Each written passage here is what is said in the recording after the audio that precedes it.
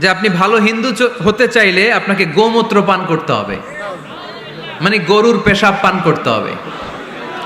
এবং অবাক করা কাণ্ড, তারা ইন্ডিয়া থেকে এটাকে রপ্তানি করে ইউরোপ আমেরিকাতেও পাঠায়। কারণ ইউরোপ আমেরিকার যে হিন্দুরা আছে সেখানকার সুপার স্টোর থেকে, শপিং মল থেকে ওইটা কিনে কিনে পান করে। আপনারা যদি বলে এই যে 1 বোতল নিয়ে আসছি গরুর পেশাব, এটা খাইলে তোর 1 কোটি টাকা দিব, খাইবেন? আমি কমু তুই নিয়ে আইসস, তুই খা, ঠিক কিনা? কারণ আমাদের রুচিতে এটা ধরে না, ইসলাম এটা আমাদেরকে শিখায় নাই।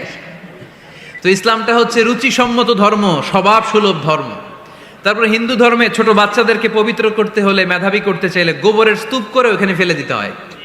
ওই বাচ্চা ছুটে আসবে, কান্না করবে, আবার ফেলতে হবে। ওর গা গোবর দিয়া একেবারে বিউটি পার্লারিং করে তারপরে ওর গোসল করাইলে ও খুব ভালো হয়ে যাবে। এরকম আইডিওলজি তারা বিলিভ